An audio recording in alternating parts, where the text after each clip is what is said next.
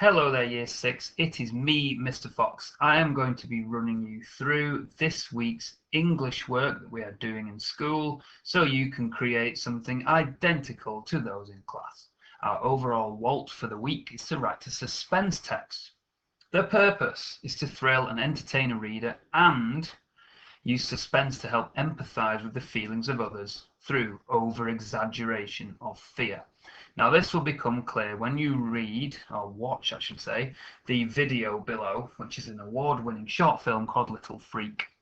It is about, obviously, a little boy, as you can see from the picture to the left there, who is in a circus sideshow. It's only a short video, but it's quite emotional. But first of all, you'll need to give that a watch before we continue. Also, the audience for our text is going to be one and all, teachers, peers in class, parents, carers, etc. Anyone who wants to listen.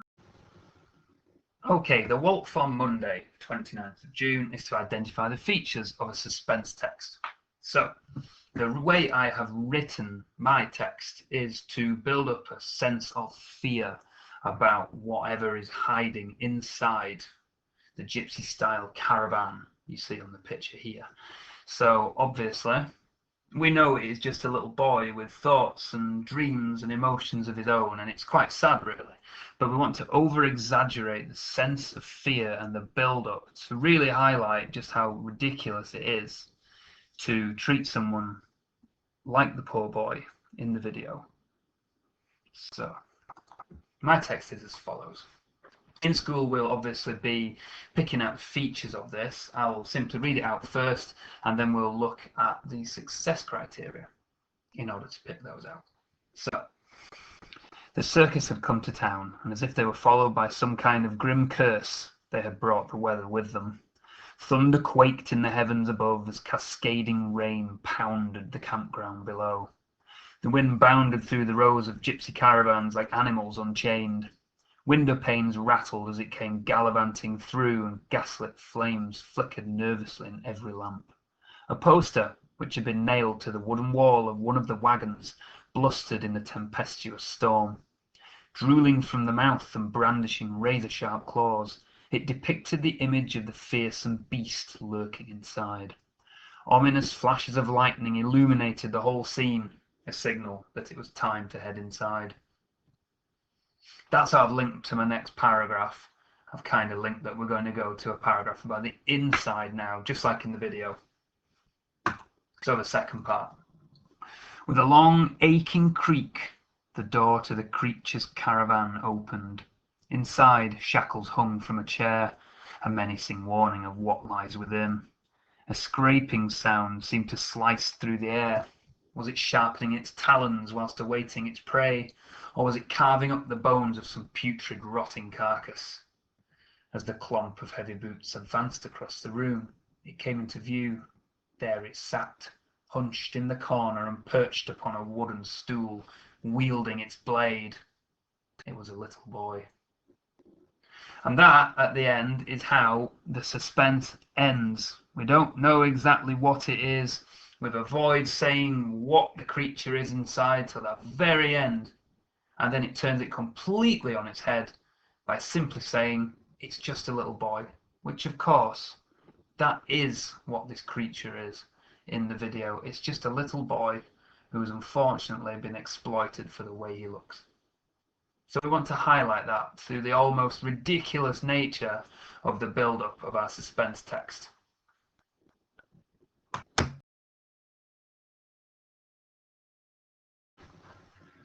So here are the different features which I've picked out of the text to highlight exactly how it was written and how all of these features have been used for effect. So the first part at the top here, if I wiggle my mouse around it, you can see the structure of the text. It's paragraph 1, the weather, using the 5 senses, or 5 cents as it says on there, and paragraph 2 is just the inside of the caravan. So obviously I've ticked both there because I completed them. Anyway, powerful vocabulary, precise choice of language to create atmosphere. So we're looking at expanded noun phrases, and alliteration is also another precise choice of language. So wooden wall of one of the wagons is alliteration. So it's also an expanded noun phrase. But It uses that simple device just to make it stand out in the text. Thunder quaked in the heavens above. So quake is a very powerful word to use. It's a verb which obviously shows the power in those heavens. The actual rumbling you could use instead. Ominous flashes of lightning. Ominous means something bad is coming. And then obviously the flashes of lightning occur before we move on to paragraph 2, so it's sort of foreshadowing that. And then the cascading rain, heavy rain, torrential rain. I'm sure in your own you'll better think of some very similar words and phrases you can include. 5 senses. So window panes rattled. You don't have to say I could hear window panes rattling. You can just say that they rattled. It sort of hints that you can hear it. You don't have to say that you can hear it. And then thunder quaked again, you can feel that, or you can hear it.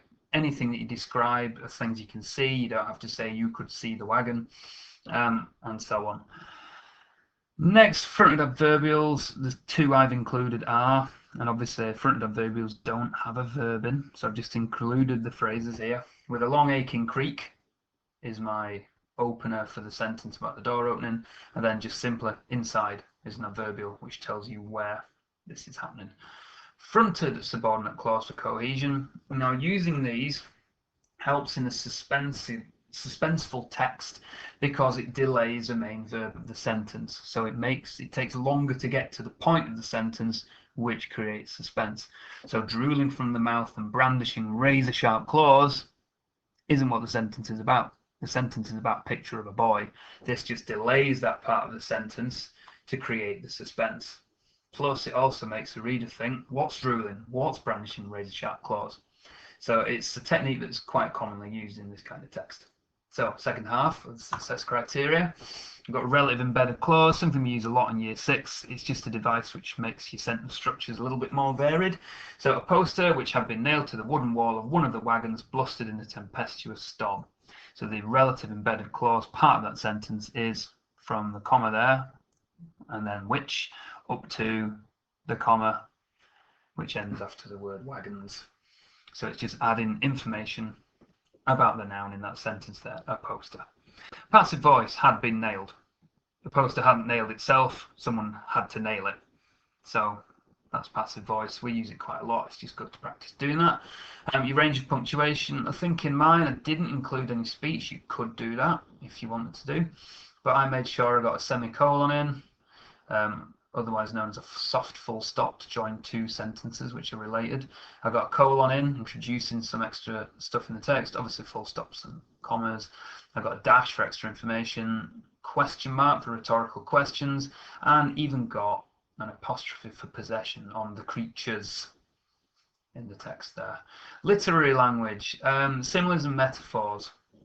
I managed to squeeze quite a few in there, like Animals Unchained, which is a simile. As it came gallivanting through, it's a metaphor. It's saying the wind is something else, like basically a gallivanting animal. As if they were followed by some kind of grim curse is a simile. It's an as simile, not a like one. And then finally I've got gaslit flames flickered nervously. It's personification. A flame isn't really nervous, it's a human trait. That is a type of metaphor. Other synonyms to avoid repetition, which I included in the text as well.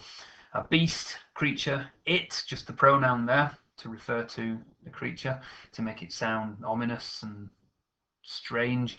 And then also I call it what lies within. Different ways of referring to the poor boy in the video, to give it an almost monster-like appearance, if you will, in order to make it sound terrifying. And of course, the big ending to the text is it's just a poor little boy, and that's revealed on the last sentence of the example text. So Tuesday's job is to plan your suspense text. Let's have a look at the box it up you would use to do this. So this is the first page of mine. I've made a start on it just to show how it works. Obviously, we've done this in class many times. So this should be a doddle to fill in. Part 1 is paragraph 1. So we talk about the weather and the caravan. So the content box shows you the things that need to go in the paragraph, and the language features are how you're going to put them across to your reader. So the content of my paragraph was some thunder, some lightning, some wind, typical weather elements to include in a text building suspense. It's called the pathetic fallacy. It makes things look miserable by using the weather as a metaphor. We've done that in class, actually.